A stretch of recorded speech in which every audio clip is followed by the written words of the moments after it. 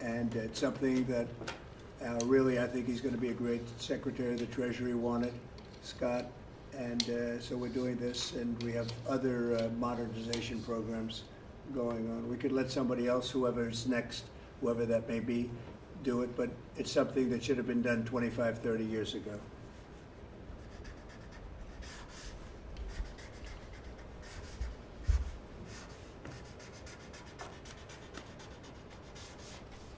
Okay.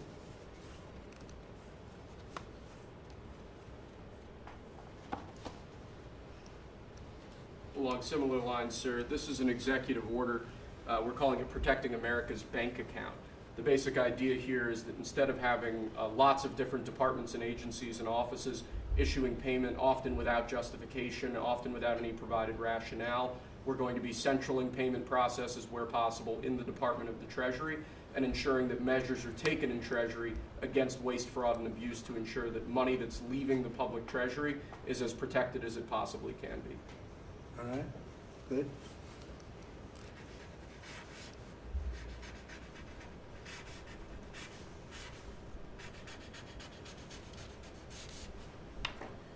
Many of these things should have taken place decades ago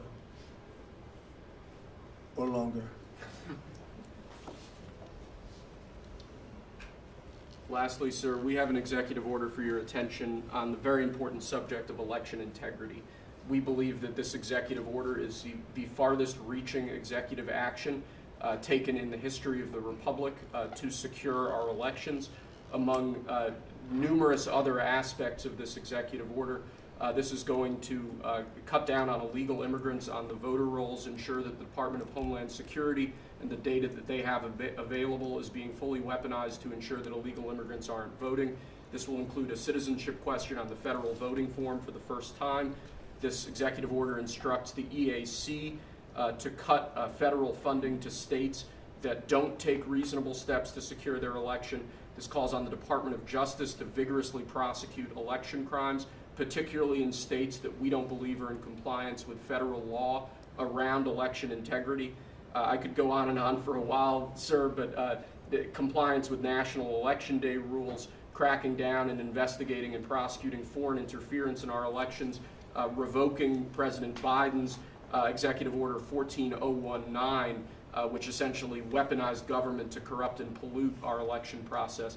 There's a lot in here, but we believe that these are very important steps that we need to be taking as an administration at your direction to ensure that our elections are as secure as they possibly can be. Okay, you all understand that? Yes. Election fraud, you've heard the term. Will end it, hopefully. At least this will go a long way toward ending it. There are other steps that we will be taking in the coming weeks, and we think we'll be able to end up getting fair elections. Perhaps some people think I shouldn't be complaining because we won in a landslide, but we got to straighten out our election. This country is so sick because of the election, the fake elections and the bad elections, and we're going to straighten it out one way or the other.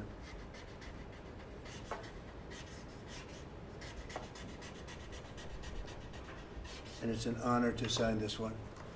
To sign all of them, but to sign this one is a great honor.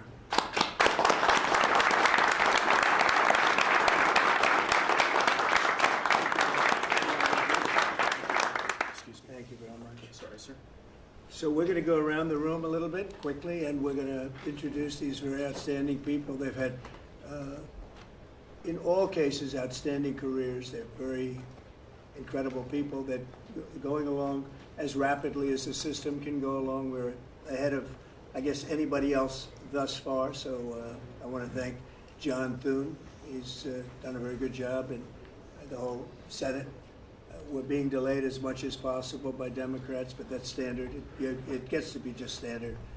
But the process is moving along very quickly. So, Sergio, just say hello, and then we'll introduce everybody. Absolutely. Sergio Gorham, Director of Presidential Personnel. It's been an absolute pleasure getting to know every one of you every step this way. As the President said, we're at a record pace. We have more nominees today from the Senate than at any previous point, over 70. And that's a record in 2 months, and we're proud of that. and we're determined to ensure the world has America First patriots in all of our posts. Charlie? Charles Kushner. I'm going to France and Monaco, and I'm proud to serve under the greatest president of our country. Very proud to serve. Thank you, Charlie. James Blair, honored to work here in the White House as Deputy Chief of Staff. And Mr. President, I think that all of these successful people would want to go serve the United States under your leadership as a testament to your vision and leadership. Thank you, James. I'm David Perdue. I'm going to the People's Republic of China, and it's my honor to represent President Trump, people of America, and represent our interests and values in China. I'm Leah Campos. I'm going to represent the President in the Dominican Republic. Mr. President, thank you for the honor to serve you in the Republic. Thank you. Thank you. Mike Welch, National Security Advisor. Look forward to working with every one of you on behalf of the President, his leadership, and the American Thank you. people. John Arrigo. I am going to the Republic of Portugal, and I'm very excited to do so and serve on what I consider one of my closest friends and one of the best presidents this country has ever had. Thank you. Kevin Cabrera, nominated to be Ambassador to Panama. It truly is an honor, President, to be part of your administration. Thank you. Tom Barrett, nominee to the Republic of Turkey. Delighted and honored to be with you, Mr. President, in that host country, which is one of the most ancient in civilization, is in search for your peace, prosperity, and security program. Thank Good you. place. Mr. President. Good leader, too. Yeah, Mr. President, thank you. It's an honor. I'm Pete Hookster, you know that. Yeah. But I am going to Canada. Ooh. I look forward to serving you in Canada and your agenda. And you do a great job. Thanks, Pete. Juan Johnson, sir. Thank you for the nomination to represent you and the United States to the United Mexican States. And I'm really encouraged by some of the conversations you've had with President Sheinbaum recently and to the increase in support that we've seen out of her government along our border on the important issues. So thank you, sir. They have stepped it up a lot, Yes. Mexico and Canada, so see how it works, right? Yes, sir. Thanks. Matt Whitaker from Des Moines, Iowa. I'm proud to, as soon as I'm confirmed, go represent you at the North Atlantic Treaty Organization. Great. Thank you, man. George Glass, on my way to Japan. Previous administration, I served for you in Portugal. It is a great honor to be able to do this the second time. Thank you very for much. the opportunity. Thank you, George. President Trump, my name is Ken Howry. I'm your nominee to be Ambassador to the Kingdom of Denmark, a very close partner and ally. I served for you last time, the Kingdom of Sweden. I want to thank you for the faith you've placed in me as your nominee to Denmark. Thank you. Thank you very much. President Trump, thank you for the honor of a lifetime. My name is Stacy Feinberg, and hopefully I'll have the honor of serving in Luxembourg. And I think this is the greatest presidency and the greatest time in history, and it's all because of you. Thank you very much. Nicole McGraw, nominated to serve in Croatia, and it's such an honor to be here with you today and to serve you and the American people. Thank you. Thank you very much. President Trump, thank you very much for your nomination to the Republic of Chile. And let me tell you, Border Patrol agents are so thankful for everything that you've done for them. But That man knows more about the border than anybody, I want to tell you. Thank you. President's a great honor. Thank you very Thanks. much. Good Good luck. afternoon, Mr. President. Brian Birch. If I'm confirmed, I'll be representing you at the Holy See. And Catholics are very proud of your work. Your team is doing an excellent job, so thank you. Very honored to serve. Thank you very much. Mr. President, thank you again for the honor, the greatest privilege. My name is Summers Farkas. I will serve this great man at the Republic of Malta. Thank you, sir. Thank you, Mr. President. Joe Popolo from Dallas, Texas. Very proud to serve you at the Kingdom of the Netherlands, the very first country to recognize the United States 250 years ago. Thank you. Thank you. Mr. President, if I'm confirmed, I will be representing you in the state of Israel. It will be an extraordinary honor, and you've done more for Israel than any president in any time of its history, and we are grateful. And I'm hoping I'll get to be there by Passover. Thank you, Mike. And Mike is an outstanding guy. They all are. Mike, I think he's going to do wonders for Israel. He actually probably gets along with both sides, and that'll be interesting to see. But the world is watching you, Mike, so good luck. Thank you, Mr. President. Good luck. You're going to do well. Thank you very much. Mr. President, thank you for this great honor to serve the Republic of Italy and San Marino.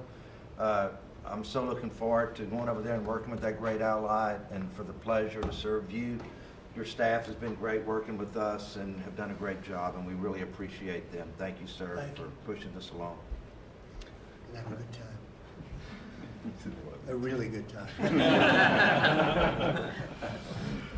I'm Warren Stevens from Little Rock, Arkansas, and I have the honor to represent the President and the United States in Great Britain and Northern Ireland, and to be chosen to go to such an important ally of ours is, I know, sir, and I'm looking forward to it, but thank you for the honor. You're going to do fantastically. These are tremendously successful people, and you two guys, and then you add on Mike. I think they have a little more money than Mike, but he's got some other advantages. He's got some other, like upstairs, he's got some big advantages. Yeah, he does. It's very exciting. It's really exciting to have all of you. Would you have any questions, media, for the people that you just saw? So outstanding, and I thought it would be nice to bring them before you. And so if you have any questions, please. I wanted to ask you about the talks in Saudi Arabia. It sounds like you made some progress on a Black Sea ceasefire. Yeah. Could you update us on that? What happens now? So we've made a lot of progress on two fronts, on both sections that we call them sections, but they're much more than that. Russia, Ukraine, and also the Middle East. And we'll see what happens. We're in deep discussions with Russia and Ukraine. And I would say it's going well, but it's a situation we should have never had to even think about. Should have never happened. And on the Middle East, that's been going on for a lot of years, centuries and centuries. It just keeps going. And we are making a lot of progress, so that's all I can report. But some very, very big talks are going, and detailed talks are going on right now on both fronts. Mr. President, you said that your national security advisor learned a lesson after a reporter... Wait a minute, excuse me, I didn't pick you. Go ahead, please. Mr. President, the ceasefire agreement that was broken today allows for third-party countries to help implement the agreement. What does that look like, and who's going to be involved? The ceasefire agreement? Yes, the maritime ceasefire agreement between Russia and Ukraine. Well, they're going to get together. Look, it's they agreed to something, and it got broken. There's tremendous animosity. There's a lot of hatred, as you can probably tell, and it allows for people to get together, mediate it, arbitrate it, and see if we can get it stopped, and I think it will. That'll get stopped. What countries are you looking to work with, sir, to help implement and monitor that ceasefire? We have other countries involved, and they're involved very strongly in the process, and that'll be resolved. That's actually, as bad as it is, that's the least of the problems. So we'll get that resolved, and we are being aided by other countries too. Yes, please. Yes, Brian? Tomorrow, the subcommittee on DOGE is going to review funding for NPR and PBS. Now, every Republican president has always promised to take away this money that's going to these two public news outlets. If they're successful, I know Senator Kennedy has backed it, Marjorie Taylor Greene in Congress has backed it. Would you be interested in defunding and taking away taxpayer dollars to NPR and PBS? Well, I would love to do that. I think it's very unfair. It's been very biased, the whole group. I mean, a whole group of them. And frankly, there's plenty look at all the media you have right now. There's plenty of coverage. I was from a different age, and they spend more money than any other network of its type ever conceived. So the kind of money that's being wasted, and it's a very biased view, you know that better than anybody. And I'd be honored to see it end. We're well covered. Look at all the people that we have here today.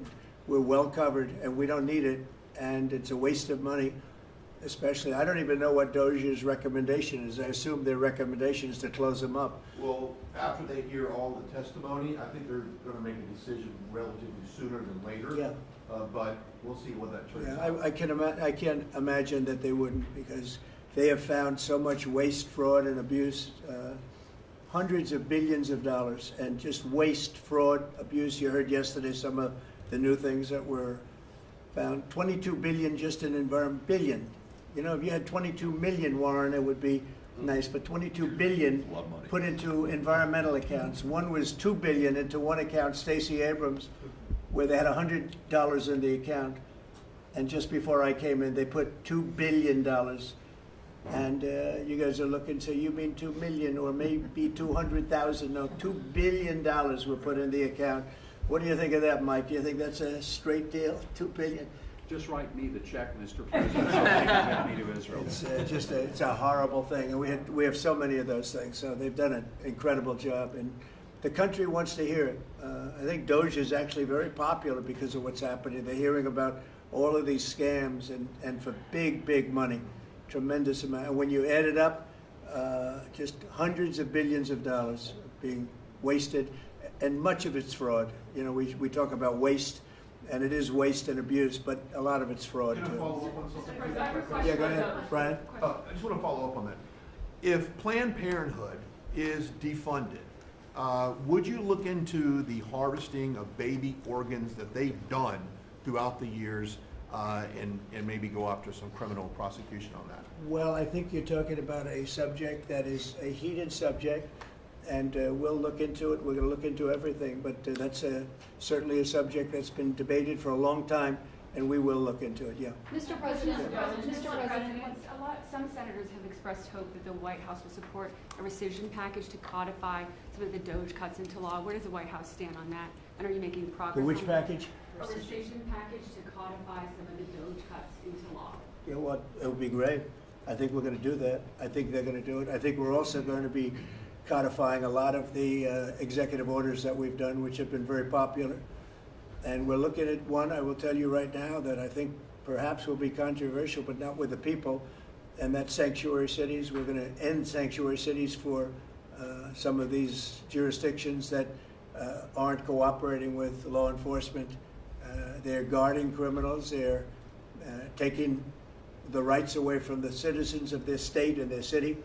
And we're going to be ending sanctuary cities if we find it necessary to do in certain major areas. And we may just end the entire thing altogether because it's just a way of protecting criminals.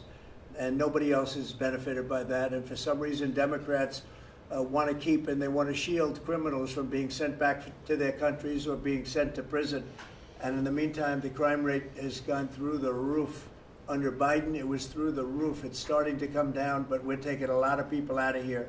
So we may be presenting you very shortly with a executive order ending sanctuary cities. Mr. President, are you going to change any of the practices that your national security officials used after a reporter was inadvertently added to a group chat about attacks on Yemen? Well, I think it's a question I've been asked now, and I've given a few answers, and they've all been the same. We have an amazing group. Our national security now is stronger than it's ever been. We have had a very successful, numerous attacks on that area. These are people that shoot down ships, not only our ships, ships all over the world. They're shooting down right out of the water and damaging them badly, or they're going down. They're also shooting anything that happens to be flying in the area. We hit them very hard. There was no classified information, as I understand it. They used a app, if you want to call it an app, that a lot of people use, a lot of people in government use, a lot of people in the media use. And I think I'll ask Mike. Mike is here. Do you want to respond to that, please? Yes, Mr. President. You asked about lessons. I think there's a lot of journalists in this city who have made big names for themselves, making up lies about this president, whether it's the Russia hoax or making up lies about Gold Star families. And this one in particular, I've never met, don't know, never communicated with, and we are looking into and reviewing how the heck he got into this room. But I'll tell you what, the world owes President Trump a favor. Under Biden, global shipping was shut down. Pinprick attacks, months between them, our destroyers being fired upon dozens of times. President Trump took decisive action with his national security team, took out the head missileer, knocked out missiles, knocked out headquarters, knocked out communication sites.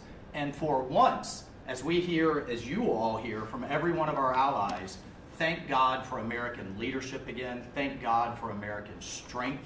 You're welcome here.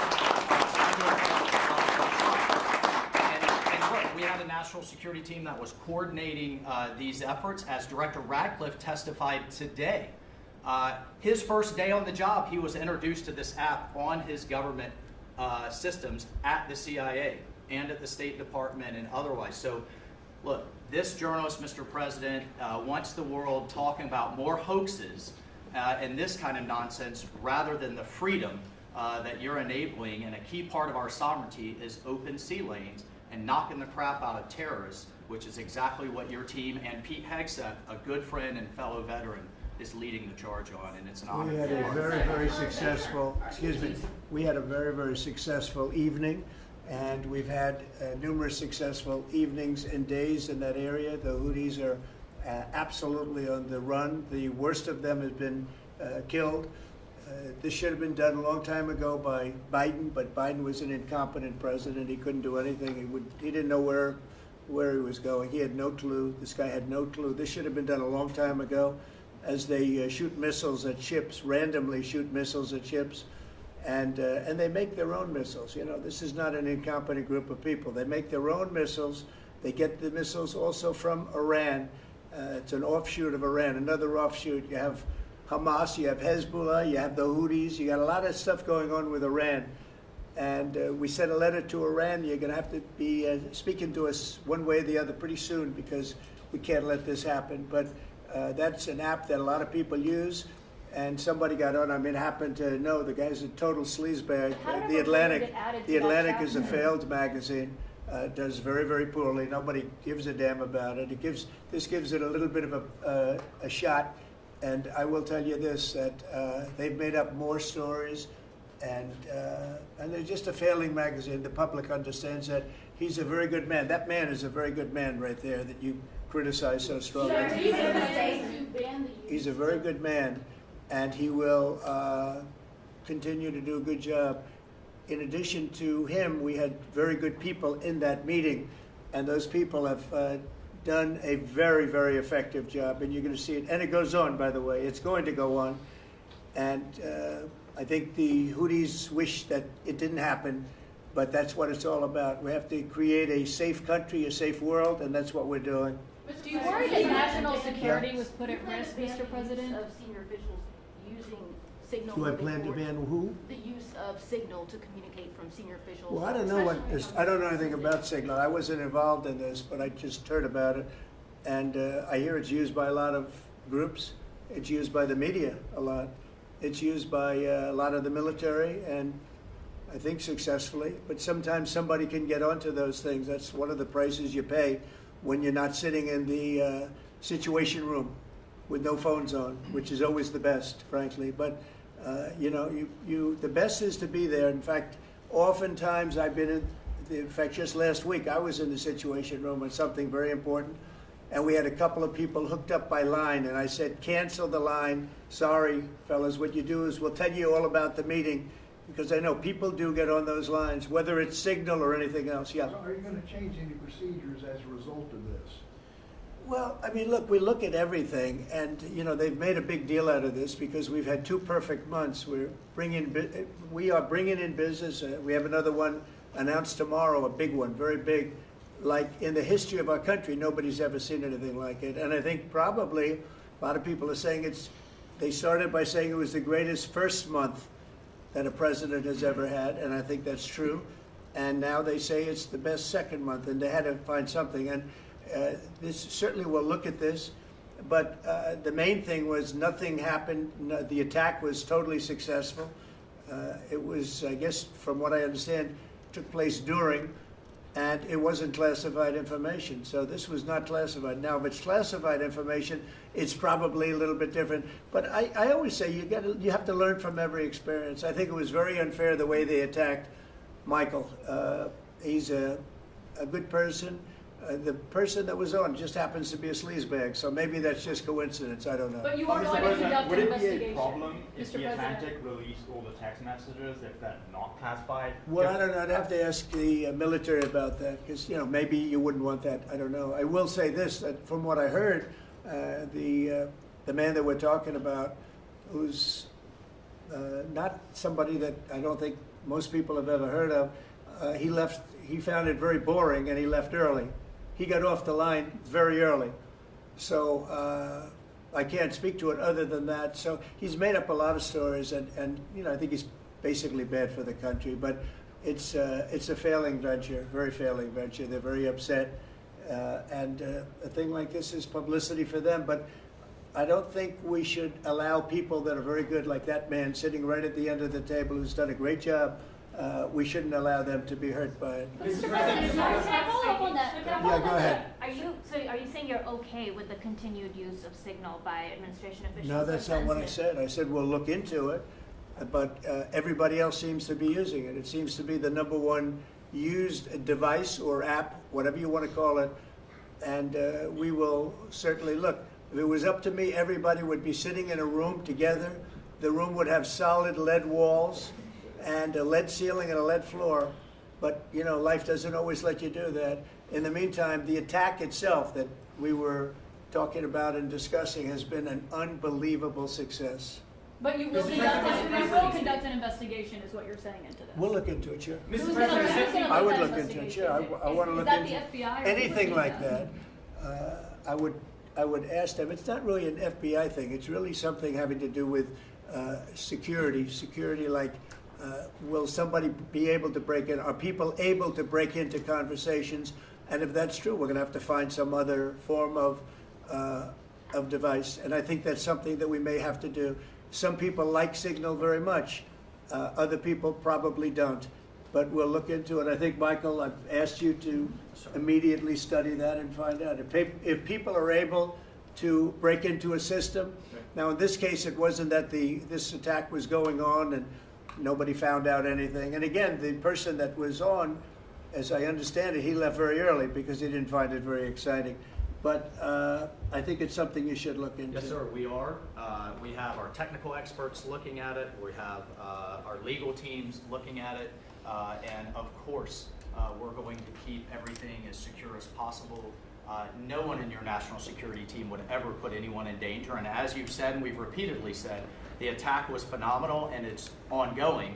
But the media wants to talk about everything else except for the hostages you're getting out of the Middle East, Iran on its back foot, sea lanes getting reopened, peace in Europe. As we just saw today with a Black Sea ceasefire, we were just on with Steve Witkoff, myself, our team in Saudi Arabia. They want to talk about all this other stuff except for your amazing successes and the successes of your team.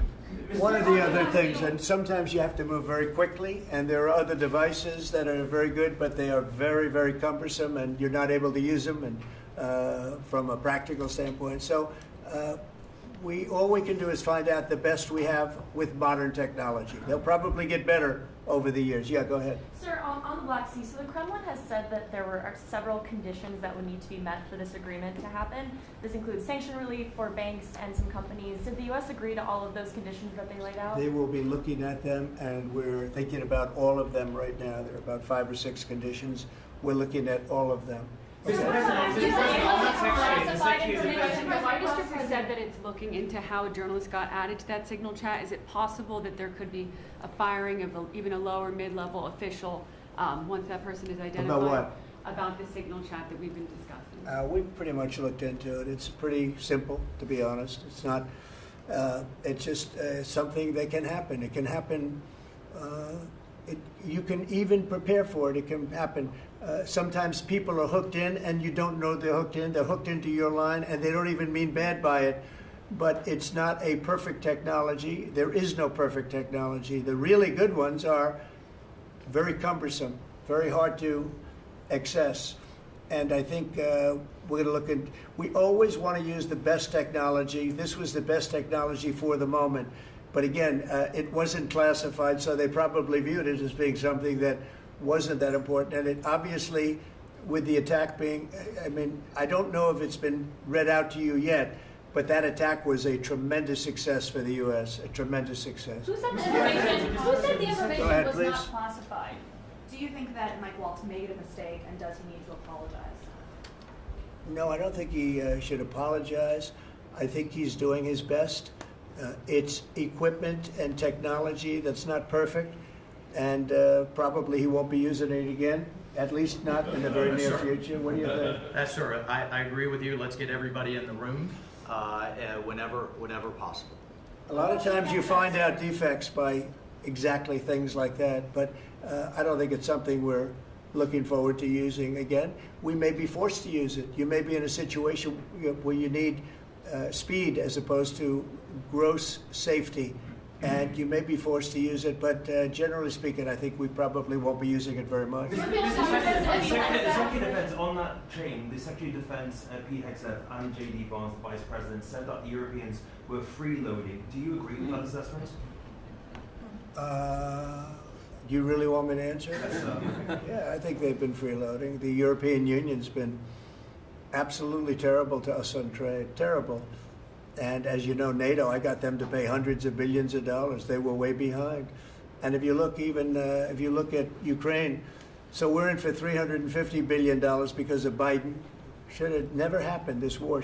All these dead people should not be dead. All these broken cities that are demolished down to the ground, those gorgeous towers, the most beautiful in the world, the most beautiful spires in the world. The spires in Ukraine were said to be the most beautiful of all. Just about every one of them is lying on its side in a million pieces. It's so sad to see what's happened to a heritage. No, I think that when they say the European Union and you could say NATO also. Look, NATO, and I don't blame NATO for this. I don't blame Europe for this. I blame Biden for the fact that he didn't make them equalize. And to this day, I said to him, you got to catch up, you got to equalize.